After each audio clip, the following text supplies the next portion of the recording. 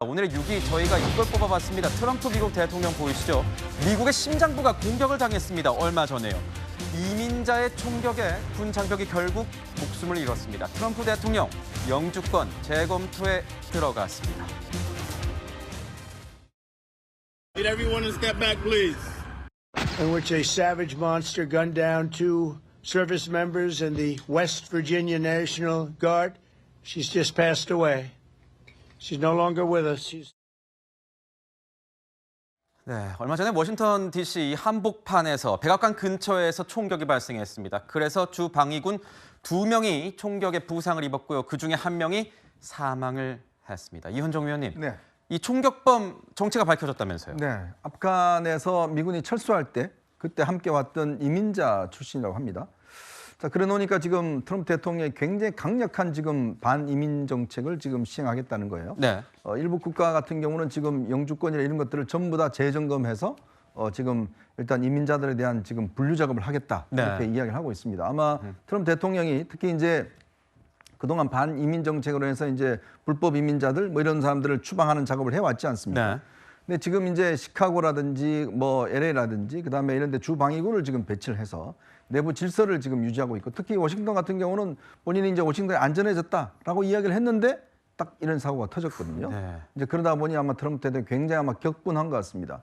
그래서 지금 이 이민 정책을 그동안 시행하고 있는 것들을 훨씬 더 강경하게 지금 취하겠다 이런 입장을 지금 밝히고 있는 것 같습니다. 지금 영상 저희가 보내드리는 영상이요.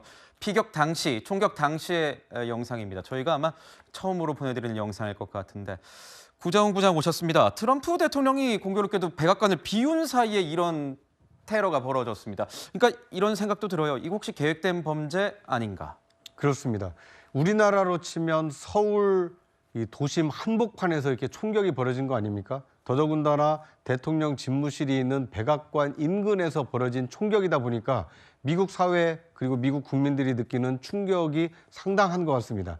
더더군다나 이 테러범이 거주하고 있는 지역이 워싱턴 DC하고는 정반대에 있는 태평양의 면에 있는 워싱턴 주 출신이라고 합니다. 네. 그러니까 그 서북쪽 끝에서 차를 몰고 이 동부에 있는 워싱턴 DC까지 와서 이 총격 범행을 했다는 것은 말 그대로 백악관 그리고 이 미국의 수도에서 뭔가 테러를 계획한 거 아니냐. 네. 도대체 어떤 그 의도를 가지고 이런 범행을 저질렀는지 이 미국 사회에서 상당히 충격에 휩싸여 있는 모습입니다. 구장 부장님, 근데 이런 생각도 들더라고요. 사건 지금 계속 흘러가고 있는데 트럼프 대통령이 또 이렇게 얘기를 하지 않았습니까?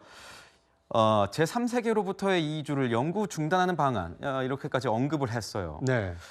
이렇게 된다면 이민 정책 전체를 또 손볼 수 있는 가능성이 생긴 건데 또 저희에 대한 우리나라에 미치는 영향 또 안 살펴볼 수가 없지 않습니까?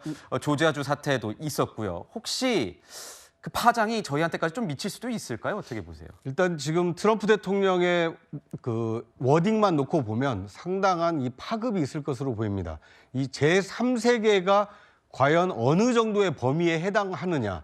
그러니까 과거에 2차 세계대전 이후에 제3세계라고 언급했던 그 나라들인 것인지 아니면 미국과 우방국을 제외한 모든 나라들을 지금 제3세계로 통칭한 것인지 이것에 따라서 이민 정책이 크게 달라질 수 있기 때문에 우리나라에게도 직간접적인 영향이 있을 수 있는 거 아니냐 이런 우려가 나오고 있습니다. 그런데 이제 트럼프 대통령의 저 말씀은 어떻게 보면 총격에 대한 이 강력한 이 응징 의지를 밝힌 이 상징적인 워딩일 수 있다 이렇게 보여집니다. 네. 왜냐하면 미국이라는 사회 자체가 이민자들에 의해서 이 건립된 국가였고 이민 정책을 통해서 세계 최강국이 됐기 때문에 지금 그 국가가 건설된 지 300여 년 정도밖에 안 됐는데 지금 만약 문을 걸어 잠근다라면 이 사실상 너무 이 고립 정책을 펴게 되면 지금 미국이 누렸던 이 번영과 좀 배치될 수 있다. 이런 우려가 미국 내에서도 나올 수 있기 때문에 앞으로 트럼프 대통령의 저 워딩이 실제 구현될지는 좀 시간을 가지고 지켜볼 필요가 있어 보입니다. 여선 대변인님은 어떠세요? 이거 보시기에 이번 사건 파장 좀 있을 수도 있을 것 같은데 우리나라에 미치는요? 네, 그러니까 제가 또 그 트럼프 대통령이 그 주 방위군을 워싱턴 D.C. 그리고 시카고에 투입한다고 그 결정을 했을 때 그때 이제 D.C.에 있었거든요. 아, 그렇군요. 네, 근데 D.C.에 있었을 때 갑자기 이제 막 시위들이 많이 일어났어요. 그러니까 트럼프 대통령의 정책에 반대하는 그리고 최근에는 지금 트럼프 대통령의 주 방위군 투입 관련해서 뭐 몇몇 주에서 이게 잘못됐다, 위법하다 이런 결정들이 나고 있고 DC 같은 경우에도 그 결정이 나서 12월 며칠까지 주 방위군을 이제 철회해야 되는 상황인데 이 사건이 터져서 아마도 지금 트럼프 대통령의 이 정책에 더 약간 조금 뭐 목소리에 힘이 더 실리지 않을까 이런 전망을 또 해볼 수 있을 것 같습니다. 그렇군요. 미국의 이민 정책이 바뀌면 그 파장은 우리에게도 미칠 겁니다. 잘 대비를 해야 될 것 같습니다.